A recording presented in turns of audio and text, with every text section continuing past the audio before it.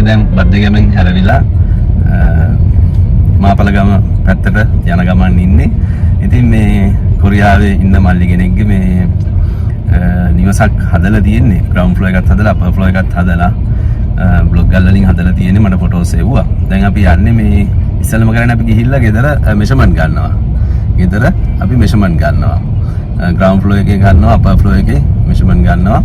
ඒ අරගෙන අපි බලනවා ග්‍රවුන්ඩ් ෆ්ලෝර් එකේ මොන හරි වාස්තු දෝෂ තියෙද කියලා. ඒ කියන්නේ කිචන් එකේ තියෙන දිශාව බලනවා. වොෂ්රූම් තියෙන දිශාව.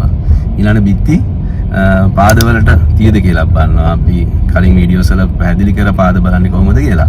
නන්දර භද්‍ර ඡාය රික්ට පූර්ණංගල පාද පහක් තියෙනවා. ඒට සුබ පාද වලට වැටිලාද කියලා බලනවා අත්තිවාරම්. ඒ ටික චෙක් කරලා බලනවා අපි. ඉතින් උතුරු දිශාවත් අපි සඳහන් කරගන්නවා. ඊළඟට AutoCAD වලින් නිර්මාණය කළා ඉතුරු වැඩ ටික අපි කරගෙන යනවා. ඊළඟ වයරින් ඩයග්‍රෑම්ස්, ඊළඟ 3D drawings කරනවා.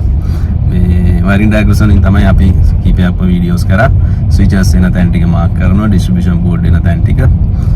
වල කාපෝච් එකට 13 ඇම්පියර් ස්විච් එකක් මේ සඳහන් වෙනවා. තව ගොඩාක් දේවල් තියෙනවා අපි සැරින් සැරේ වීඩියෝස් වල සඳහන් කරලා තියෙනවා. තව ඉදිරියටත් තව දේවල් එකතු කරන්න බලාපොරොත්තු වෙනවා. ඉතින් බ්ලොග් ගල් වලින් නිර්මාණය කරලා තියෙන මේ ප්‍රදේශයේ ගඩොල් මිලට ගන්න අපහසුතාවයක් තියෙනවා.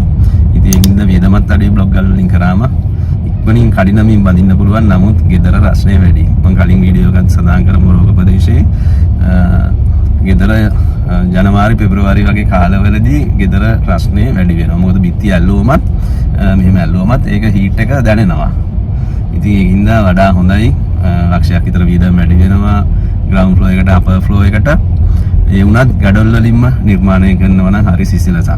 මොකද මේ ඔයාලා හදන ගෙදර ඔයාලට විතරක් නෙමෙයි දරුවන්ටත් තමයි හදන්නේ. ඉතින් දරුවෝ ගැන හිතලා හොඳට අමාරුවෙන් හරි ටිකෙන් ටික හරි හිමින් හරියට කරනවා නම් තමයි හොඳ.